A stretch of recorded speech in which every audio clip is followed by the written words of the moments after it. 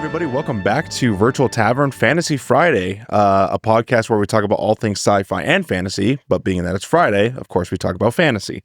We are almost, actually over halfway. We're pretty much, minus a few minutes, like halfway through The Lord of the Rings, The Two Towers Extended Edition. Just like add another 5 or 10 minutes and we're pretty much at the halfway point. Yeah. Last episode, we covered the mass exodus of Theoden and all of his people from Edoras, the people of Rohan. Yep.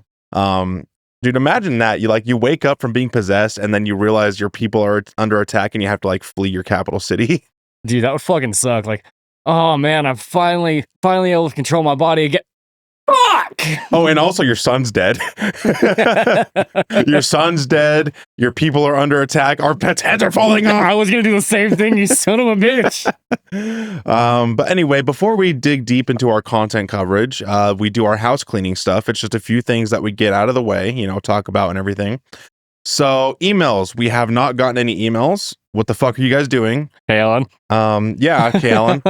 We have not gotten any emails lately. But so we would absolutely love to hear from you guys. We have 2 podcasts going on, fantasy and sci-fi. We're going to be covering cyberpunk. So send us an email if you have something to say about cyberpunk. But well, I mean, before we start pushing into this, where we're at? I know. I've been this month has been hectic, man. Really hectic. I've barely been able to get Fantasy Friday every fucking week. Yeah. It happens, But anyway, we would love to hear from you. Our email is contact@virtualtavern@gmail.com. One more time. Make us chlamydia. One more time. That's contact@virtualtavern@gmail.com. It's linked in pretty much everywhere I could possibly link it without being annoying. But we would love to hear from you. But we don't have any emails this week, so we're just going to skim right past that. What else do we have? Our YouTube. So we like to plug our other social pages and everything really quickly. Obviously we've transitioned to a video podcast, so you're either watching this on YouTube or Spotify, one or the other. So if you're listening on Spotify, we have a YouTube as well. I would highly recommend you go subscribe to that. It's just Virtual Tavern. You'll see our channel art and everything. God damn, I got a fucking frog in my throat. I'm getting raspy here. Thank God he brought a Mickey so I can fucking my throat needs lubricant. Anyway, we have a YouTube. So we would greatly appreciate if you go and subscribe to that. That's where you can also get some really comedic YouTube shorts that I've been making for the podcast since day one. Yep. So, it's just another way for you to enjoy our podcast. We also have a TikTok, pretty much the same thing. Yep. So it's virtual_tavern_podcast. So, if you like TikTok, subscribe there. If you like YouTube, subscribe there. If you like Spotify, if you have Spotify Premium, you can, listen to us without ads and shit. So go follow us there. Yeah. Chances are it's one of those 3. Yeah, more than likely. We are on other sites, but those are the big ones. So, but I did want to mention, Hunter, our YouTube. I wasn't expecting, in the grand scheme of things with big YouTubers, it's not much. But for me personally, our episodes are doing fairly decently well on YouTube. A couple hundred views per episode. Which is pretty fucking awesome. That's pretty nice. We appreciate you guys. Yeah. Actually, coming in to check us out. It's great to see that our community it's building just from, the 2 of us just one day be like, you want to start a podcast? Yeah. Yeah, fuck it. Well, that's the reason why I get so excited is because I expect nothing. So when something happens, it's nice. Yeah, exactly. It's fun for us regardless. So then when we actually get to see reactions from you guys, we see that the views are piling up or whatever, it feels good. So yeah. we really appreciate you guys checking it out and joining the community. Yeah. I am gonna in the future, probably this weekend when I get a little time, make actual dedicated thumbnails and everything. But I did separate a whole podcast a whole playlist for Fantasy Friday, and I'm going to do the same thing for Sci-Fi Sunday once that gets off the boat, hopefully this weekend, because I finally have a day off tomorrow. It only took a month, so I'm sorry if you've been waiting for Cyberpunk, but I finally have some time to get that, ironed out and make some, it's juicy. It's juicy. But anyway, so that's our YouTube, our TikTok, all of our socials. We have one last thing that we do before we get into our content coverage. That is a talking point recap. So a talking point recap, for those of you that don't know, is something that we do to what do I usually say here? Recap. It's an opportunity for us to reflect on the previous segment of whatever we're covering. I'm like, I've done that in the past where like our talking point recap is an opportunity for us to recap. Yeah, dude, I could just hear the fucking DSL sound going on. I don't know why I couldn't remember. I'm like, dude, you know this. You say it like fucking Billy Mays here, like a salesman. But ShamWow. You say he fucking like beat up a stripper, you know? I know. The ShamWow guy. He fucking I forget what happened to him. Didn't he go to prison? Oh yeah. For like killing a hooker or something? Yeah, and then I don't remember which group it was, SNL maybe. They made a parody about it. Oh my god. But anyway, we do something called a talking point recap. It's an opportunity for us to reflect on the previous segment of whatever we're covering. So we're in the middle of the Two Towers, right? The Lord of the Rings, the Two Towers. The last segment of the movie that we covered was, Theoden King leaving Edoras and everything, making for the refuge of Helm's Deep. What are you smiling about? Well, our place in the movie, like the Two Towers, we could just refer to this as like, I don't know, the plane spot, the airliner. That's the second time you've made that fucking joke. It's not funny. I think it's funny. It's dark. And then the people, the women and children on their way to Helm's Deep to seek refuge were attacked by the Warg Riders. Basically like demon hyena hellhounds, And then Aragorn took a little tumble down the cliffo, and Legolas was about to square up with fucking Theoden King. So Hunter, my talking point recap for you is, do you remember in the very beginning of this movie, we saw the Uruk-hai eating, I'm starving. We ain't had nothing but maggoty bread for 3 stinking days. Yep. But then also in last segment, we saw Eowyn's stew and how haggard that looked. Would you rather eat Eowyn's stew or that maggoty bread that Uruk-hai had? Oh, dude, I'd rather eat the stew. Like, knowing there's fucking maggots in it, I would instantly fucking gag. I know my gag reflex, and I can't handle that. But you saw Aragorn's reactions. Like, as soon as it hit his mouth, he's like, oh. You know what? Mouthful, water. You'll be fine. Okay. So it's funny that yours involved Eowyn stew, because mine for you is we got to see 2 different, very different variations, right? There was Sam's, which looked absolutely fucking bomb. Oh, Sam's stew looked fucking bussin'. I know, dude. And they never got to eat it. And then there was also, as you said, Eowyn's, which was based on Aragorn's face, dog shit. Yeah. It's a weird hypothetical. Okay. But who do you think could be able to cook better? Eowyn, like as far as stew goes, like if it would be Eowyn stew, or let's say 50 years after Smeagol was corrupted. So he's not he's not so much a person anymore, but he's just like turning into the monster. Like if he cooked a stew, do you think it would be better than Eowyn's? A proto-Gollum Smeagol? Yeah. Like in his early stages of being as he's transforming. Well, I don't think he'd have a little bit of like intellect still. I don't think he would cook back then. He just eats raw fish and orcs.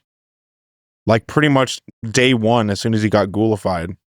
But I kind of see where you're going with it, right? So yeah, like not when he's immediately ghoulified. Like we do see, I think it's in the Hobbit movies maybe, how he kind of like transitions into it, like slowly losing his hair or whatever. Yeah. I'm thinking in that transitioning stage. Yeah. For just the talking about recap sake, I'm going to say Eowyn. Just because I think she would actually cook something. I think Smeagol would just throw a bunch of shit in water. Shit. Like scrap bones and fish and like, intestines and just throw it in water and call it a day. Yes. It'd be like a morbid fucking cereal. Oh god. Disgusting. But yeah, that's our talking point recap. So let's go ahead and get right into the content coverage. Well, I've got one thing that I feel like... Fine, let's fucking put this on hold for you. Let's do all the things that you want to do. Well, as fans, it's something we've got to recognize. Oh my God. How did I forget? I know. Okay. Now, I don't remember this actor's name. Bernard Hill. Yes, Bernard Hill. He recently passed away. He passed away like a week ago, roughly. Theoden King. Yes. So, to honor our fallen king, whether it's juice, water, I don't care. Whatever you got, man. Let's pour one out. Take a shot. Yep. Pour one out for our boy Bernard Hill, Theoden King. We started talking about him yesterday or last week, and I think we probably killed him. Jesus fuck. we tainted it. Is that a morbid thought? Like we just started talking about him. Yep. And then like the next week, it turns out he's dead. I'm like, did we just kill him? Talking about him in our podcast, did we fucking like put some kind of bad juju curse on him? Dude, I didn't know that we knew black magic. What the fuck? But yes, unfortunately, the actor that played King Theoden in Lord of the Rings, he died at like 70 something. Yeah, I think it was like 79. Also, the captain in the Titanic, that movie. I don't know what he died from. I think it was just natural causes, right? I think so. It was like heart attack or something. I mean, like, he's 79. Like, he had a good life. Yeah. But that is still sad. So whatever you have, water, alcohol, tea, soy water, milk, if you're fucking Adam, you can't say that. If you're a should I censor that out? Probably. Okay. Anyway, let's get into our content coverage. So speaking of Bernard Hill, of King Theoden King, we pick up right where we left off with Theoden King. Like, now that he's at Helm's Deep, he's kind of taking, stock of his surroundings. Now that he's in the fortress, he's kind of like, all right, how is the best way I can defend my people here? Yeah. And he talks to his chieftains. Oh, by the way, I remembered who this other Rohan captain is. His name is Gamling. Oh, okay. So I was struggling for the life of me to remember what that other, Rohan lieutenant is. Yeah. The other one was Hama, but he got eaten by the warg. Yeah. That one is Gamling. I don't know why I couldn't remember that, but so he's talking to his soldiers, his royal guard. He's like, pull all of our forces behind the wall, bar the gates, and set a watch on the surround. Yeah. But he's working with scraps, right? He's only got, as we'll learn later on in the film, about 300 men. And that's not counting the fucking women and children he's going to conscript and everything. What the fuck is it? The Emperor expects the impossible. I need more men. Oh, from what was it? Is that Empire Strikes Back? Or that's Return of the Jedi. Oh, okay. When Vader first arrives at the Death Star. That's right. Yeah. I don't know why. Like you said, 300 men. My brain's just immediately like, "Hey, Star Wars reference." I need more men. And then after that, we go back to Saruman, who we haven't really talked about last episode. So Saruman, as we talked about, he's like this great magical wizard with lots of like intellect. He's a very smart person. And with his intellect, he's pushing, the army of the Uruk-hai of the army of Isengard, like forward a couple hundred years in their technological advancement. Yeah. Explosive kegs, crossbows, which, you wouldn't think about it, but a crossbow is actually a huge technological advancement. Oh, yeah. Because the fucking, what is it, torque or tension, when you pull that bolt back, that thing can pierce fucking metal armor. Yeah. Well, that and, then you can just be at the ready. Unlike an archer, they have to actually reach back, grab a quill, whatever, or grab an arrow. Excuse me. If you have a crossbow, you can just have it fucking loaded and ready to go. Yeah. So at a moment's notice. Saruman, because he's an incredibly intelligent wizard, he's able to push forward Isengard. They have the technological advancement, which is why Theoden greatly underestimates his enemy. Yeah. Because he's like, Helm's Deep has saved us in the past. What do we have to worry about? They're going to fucking claw at the walls, we'll shoot them, throw rocks at them. They're not going to be able to do shit. Yeah. He's not expecting a fucking black powder keg from fucking 17th century technology to blow a hole in his fucking ass. Yep. He's not expecting that. And he's not expecting, when they shoot the ballistas over the walls to like pull over these massive fucking ladders. Yeah. That's technology way beyond, what everyone else has. That still only counts as one. Still only counts as one when Legolas shoots the fucking ladder. Dude, it's one of my favorite scenes. I'm excited to be able to actually talk about it when we get there. Yeah, but King Theoden vastly underestimates his foe, and we'll learn about that later on as the battle progresses. But we have the funny scene where Saruman is like building his black powder bombs, and Grima Wormtongue, as we talked about, inches closer. He's ignorant. He doesn't know. Yeah. But he has the candle, and if he took just like a few more steps and dropped that candle, boom, the whole fucking tower's gone. Oh, yeah. Like, there wouldn't be really anything standing in the way of the Fellowship to be able to get the ring there. Like, the fucking Urkhard is going to be standing around like, what do we do? Our boss is dead. Yeah. Because I think we've kind of talked about, like, they're not necessarily loyal to Sauron. They're loyal to Saruman. Yes. I believe that the Uruk-hai are radically loyal to Saruman. Yeah. And they'll live and die for him. That's why I think that if Isengard had persisted, they would have gone to war with Mordor. Yeah. Like, full on. It's kind of like Qaeda. Qaeda was radically loyal to Bin Laden. Oh, now you're doing George Bush now, huh? Yes, I am. But Hunter, I did want to talk about something that, caught my eye on repeat viewings. So they're walking out of the tower, right? And Saruman's like, Grima Wormtongue is basically telling Saruman about the defenses at Helm's Deep, that it's impenetrable, that no force has been able to take it. Yeah. And he's like, even if you do breach the wall, it would take a number beyond reckoning, thousands to storm the keep. And Saruman's like, tens of thousands. Because he already knows. He's already planned for this. And yeah. Grima Wormtongue is like, but my lord, there is no such force. And then they walk out on the balcony.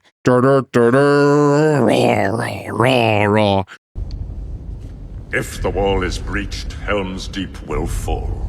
Even if it is breached, it would take a number beyond reckoning, thousands to storm the keep. Tens of thousands. But my lord, there is no such force.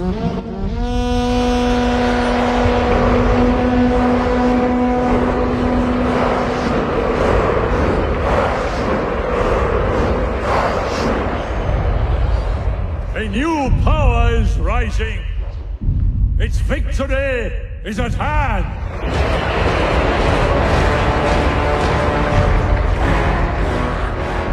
This night, the land will be stained with the blood of Rohan.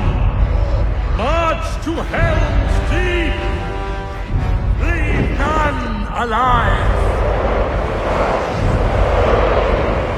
To war!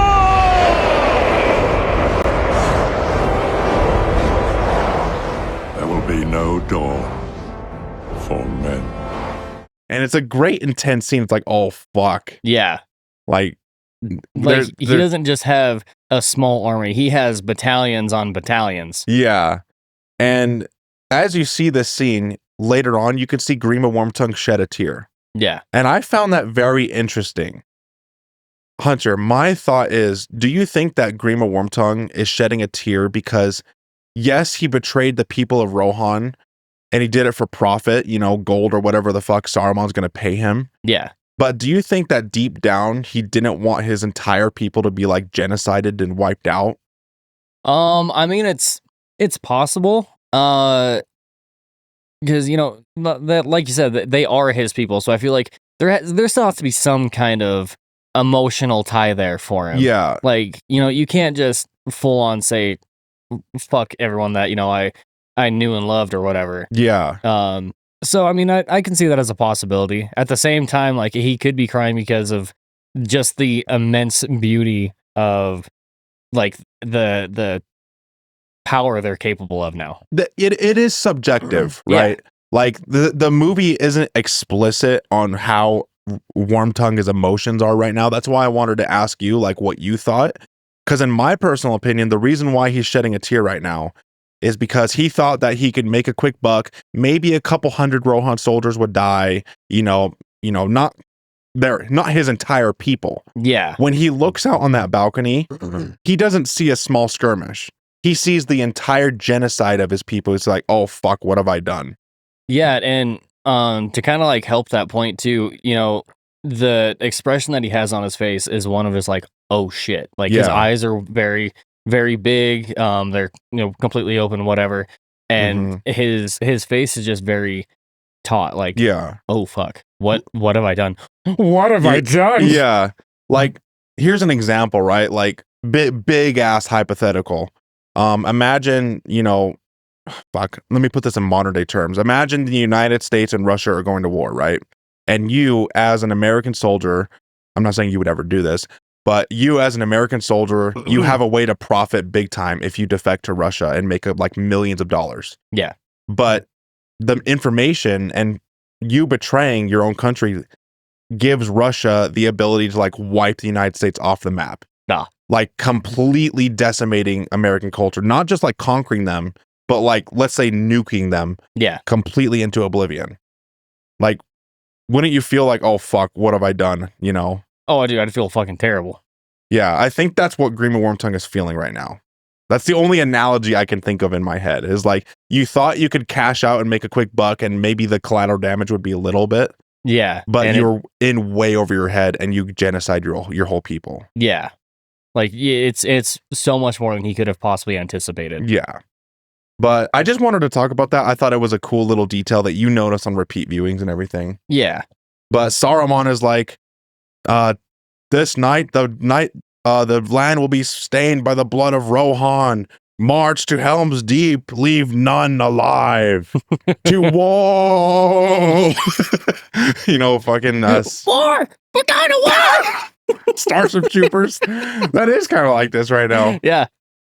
But after that scene, we go back to Merry and Pippin, and we haven't really talked about them much. Did we really even mention them last segment?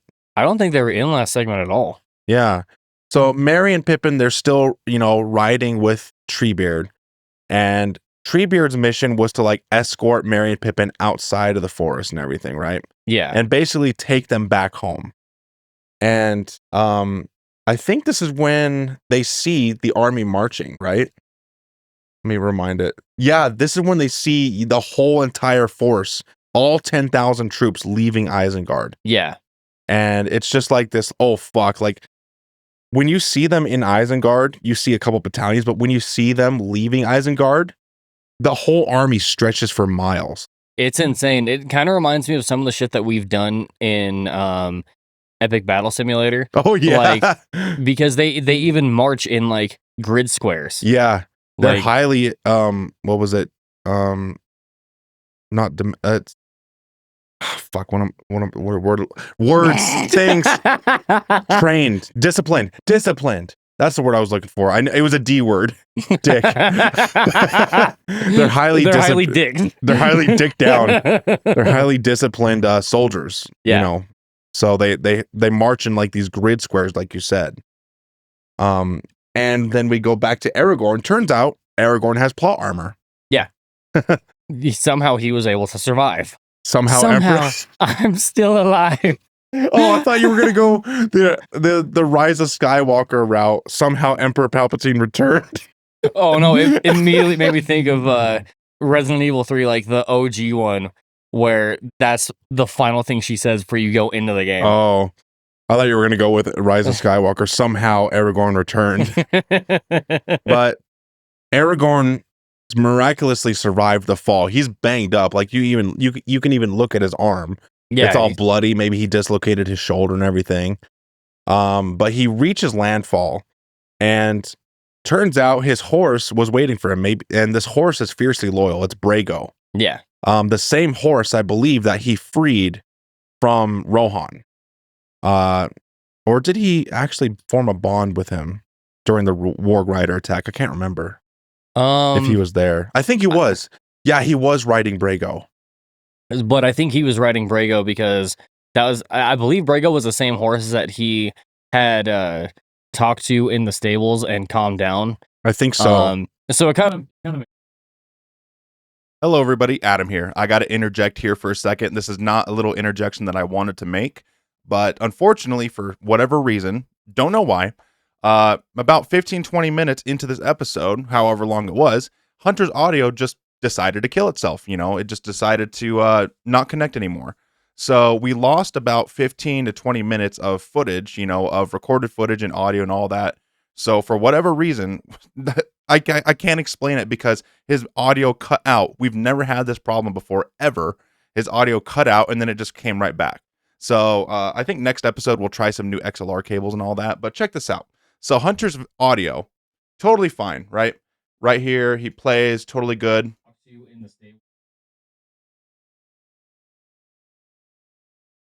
All right, so that's where it cuts out about 23 minutes into the episode.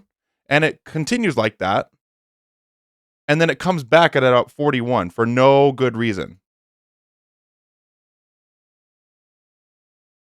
I was wrong.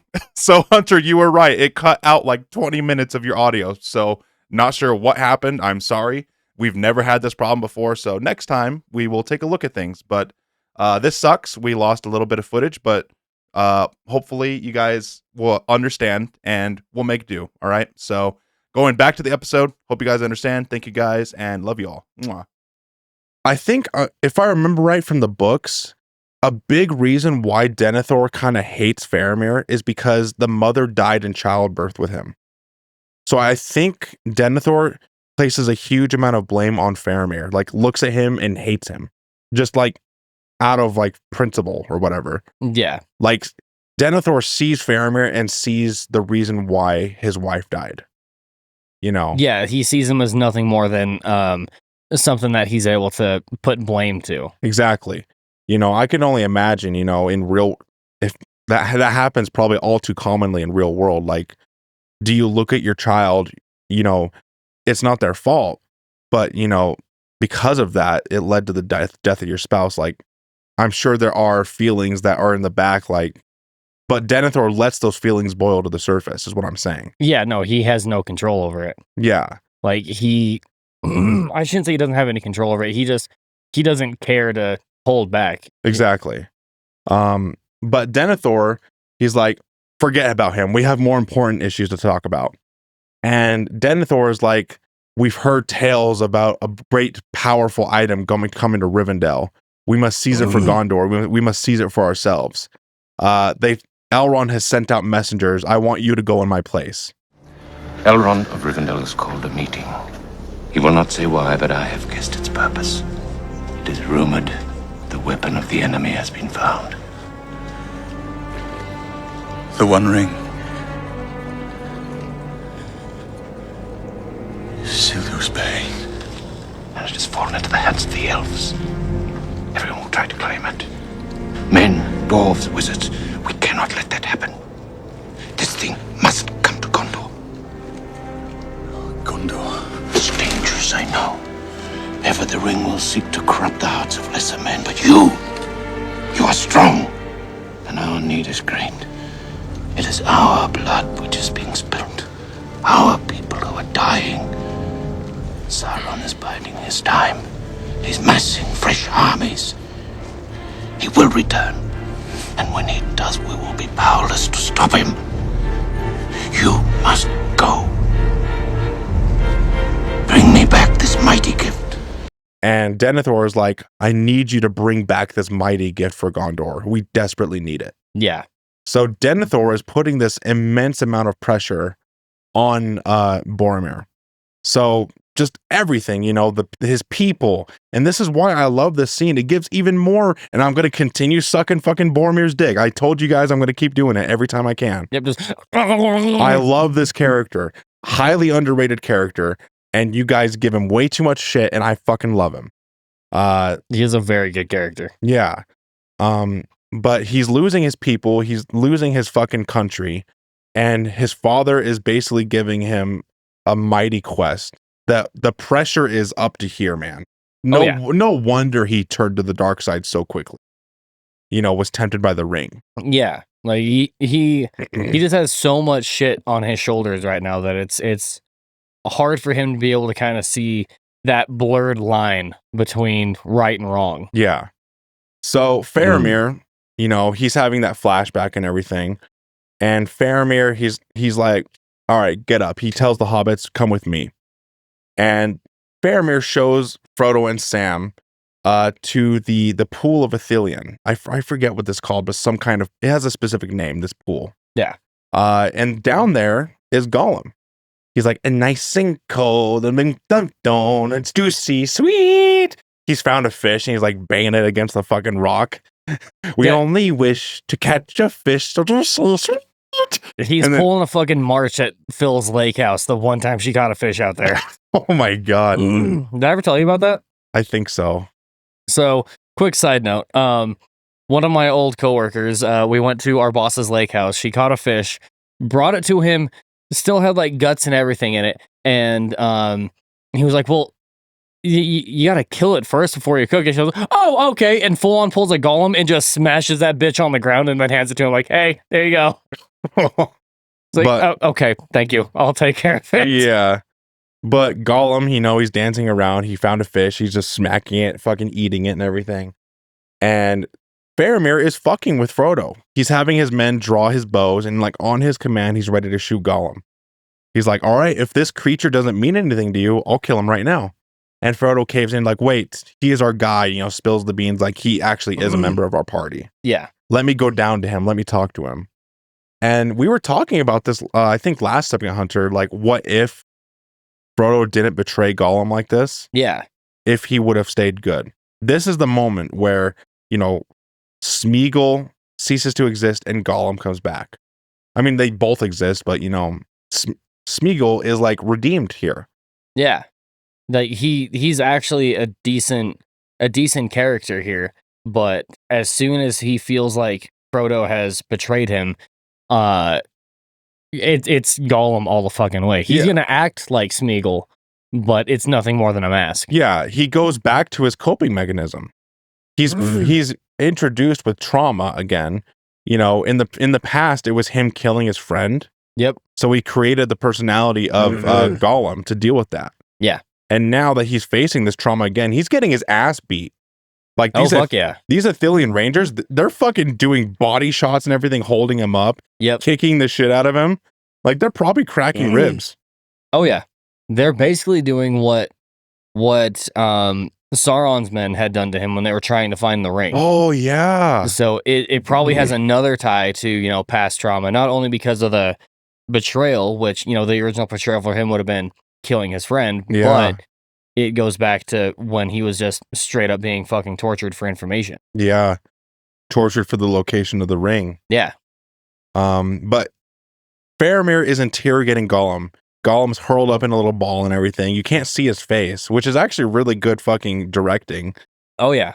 But you can't see his face, but you can hear the voices switch between Gollum and Smeagol. It's like, Smeagol, why does it cry, pussy? Master betrayed us. And then Gollum's like, filthy little hobbit says they stole it from us. You can hear his rage coming back. Yeah. And Faramir says, what do they steal?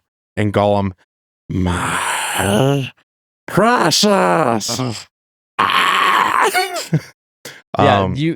feel like as soon as he asks, what did they take? That's when Gollum was able to fucking 100% take control again. Yeah, that was the straw that broke the camel's back, Yeah. But now it goes back to a scene with Frodo and Sam. They're in like a little tiny wine cellar is the best way I can describe it. They're in caves, but this is where they keep all their wine and provisions and shit. And Sam is like, why don't you put on the ring? Disappear. Frodo's like, I can't. Like it acts as a homing beacon. If I put it on, Sauron will see me. Yeah. And Frodo's scared of Sauron because in the past when he's put on the ring, Sauron with the great eye, has traumatized them.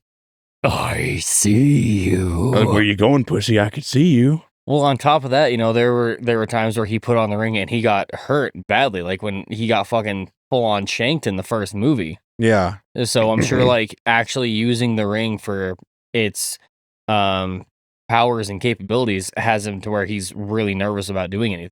True. So Faramir comes into the cave, right? And he's having a Boromir moment. He's talking a little menacingly, talking a little dark, like, and here you bring me a mighty kingly gift, Faramir, son of Gondor, to prove his worth, to prove his loyalty. And he picks it up with the sword. He's having a Boromir moment. He's like getting entranced by the ring. Yeah. And a chance for Faramir of Gondor to prove his quality. There we go. That's the proper quote. Yeah. And Boromir, he wanted the ring to save his people. Faramir, he wants the ring to prove to his father he's not a useless, worthless piece of shit. Yeah, he wants to show that there is something to him that's a redeeming quality. Yeah. So it's getting tense and everything. The music's building up. And Frodo, he clutches the ring and says, no! And goes off and fucks off in the corner. And Hunter, I had like a, what's the word? Like a Mandela effect moment for years where you swear to God, you saw something one way, but it turned out in reality it wasn't. Yeah. For years, I could have sworn that Frodo in this scene looked like Gollum. And I thought I was crazy. I thought I was high. I'm like, wait, doesn't this seem like he looks like Gollum? Like he becomes Gollum for a second? Turns out I was fucking right. In like the behind the scenes material, I don't know if it's a cut scene or if they just scrapped the idea altogether, but they do mention it and show some footage. They actually got Elijah Wood in makeup and everything to make him look a little bit like Gollum for this scene. Oh shit. To show like what Frodo would become, because he's very tempted by the ring right now. He's like having a lot of influence over him. So when he fucks off and goes hides in that corner, they were going to show like a Gollumified, best way I can describe it, a Gollumified Frodo. And I thought I was crazy for years. I'm like, I know I saw that somewhere. I know I fucking saw that somewhere. It wasn't a dream. It wasn't a dream, Dad. Yeah. But it was pretty cool. It was a scrapped idea, you know, which I agree. That would have been a little goofy.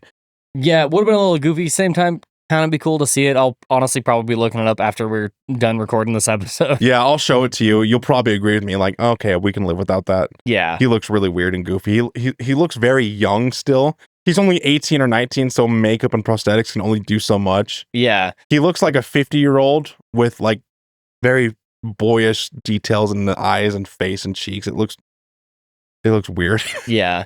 One thing that I wanted to mention is that when Faramir was kind of lifting the ring up with the tip of his sword, with the tip of his cock.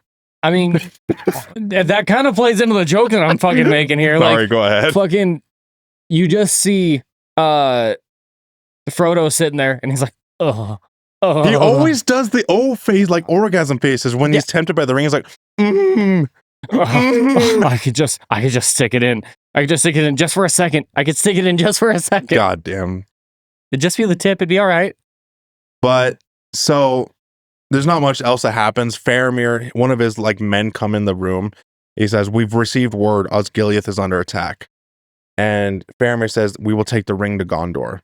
That'd be the second person to come in that room because fucking Frodo definitely fucking full on. But Sam is like, stop it. Don't you understand? We need to take the ring to Mordor, to the Lake of Fire. That's our mission. Yeah. And Faramir's like, nope, you're coming with me.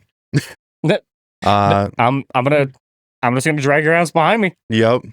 But this is going to be a good spot for us to stop because after this, Aragorn sees the entire army of Isengard. Yeah. And this really kicks off the next chapter where it's not going to show the full battle of Helm's Deep, but it's going to be like show the first. I consider the Battle of Helm's Deep 2 acts.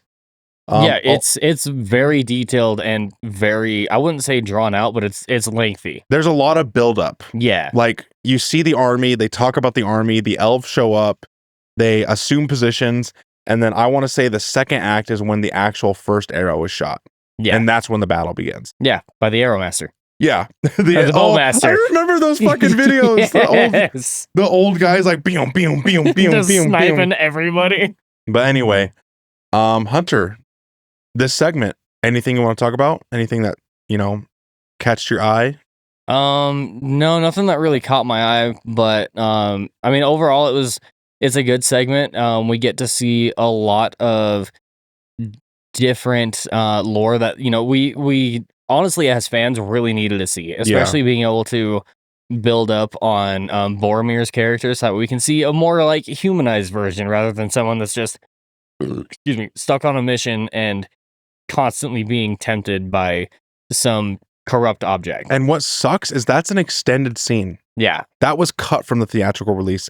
That's one scene that I like, dude, take out something, make that work. Yeah. That adds so much context and, relatability to Boromir's character. And Faramir, too. Dude, if you have to go over budget, you're going to get the fucking money back. Yeah. It's fine. But yeah, I love this segment, too. We have some comedic moments. We have a lot of lore and world buildup. There's no real action in this segment, really. It's just a lot of, like, the tensions are building, right? And it's a slow burn, and I love that. They don't go straight into the action. Like, it builds up. And that makes it a lot more satisfying when the battle starts happening. Well, that's one thing that I feel like they did really well with this film is that, there's intense buildup, badass fight scene, and then it cools down and it starts to build back up. It's like a roller coaster. Like, it's not all just build up and then a shit ton of action, or like action then just fucking crescendo. It has a nice like waveform to it. So, after a big fight scene or whatever, or a big action scene, you get to kind of relax, and then tensions start to build. You're like, oh shit, something's gonna happen. Exactly. Something's gonna happen. I just don't know when. It keeps your attention throughout the whole film. Just when you think like, all right, nothing's happened, the wargs attack.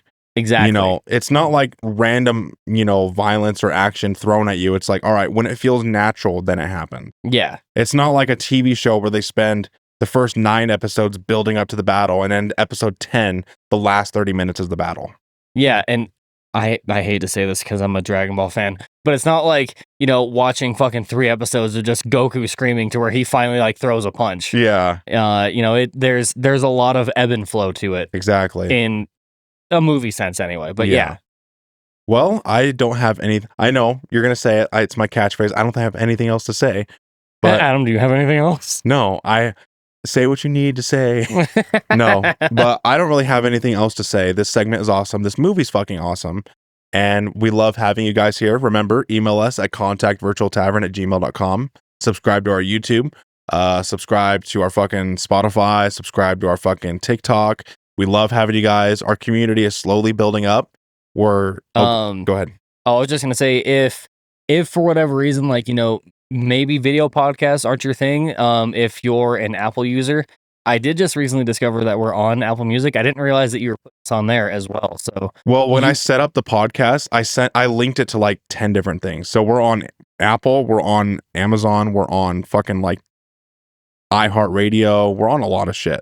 Yeah, so even if it's not necessarily because it's not your thing, like maybe you just aren't able to watch the video, like there are other places that you can go to be able to listen to us. So, don't feel like you have to be trapped. But however, our YouTube is going to be the best spot to at least subscribe to, because that's where you're also going to get a lot of those community updates. Yes, like if we're gonna miss an episode, which has been a lot lately. Sorry. We've had a lot of shit go on. I've been busy working. He's had shit go on. So like, I've been just jacking off every day, and I've been like, Hunter's like, hey, do you want to record an episode? I'm like, my dick hurts. I've been jacking off every day. That's what I've been doing for years. But yeah, even on Spotify, you can turn off the video, I think, if you don't like the video. Hold on, I got one more. Okay, go ahead. Oh yeah, you've done it one day. Try it for 30 years. Oh my god. Oh my god, Whitey. Anyway, this has been Virtual Tavern. My name is David Spade, joined by Bluntmaster69. Yep. Bluntmaster69 at throatgoat.com. I should have said that in the beginning, like, hi, welcome to Virtual Tavern. My name is David Spade, joined by I don't know his real name, but his gamer tag is Bluntmaster69. But anyway, my name is Adam Edgar. I am Hunter Chambliss. And we will catch you guys on the next one. Peace out. Bye.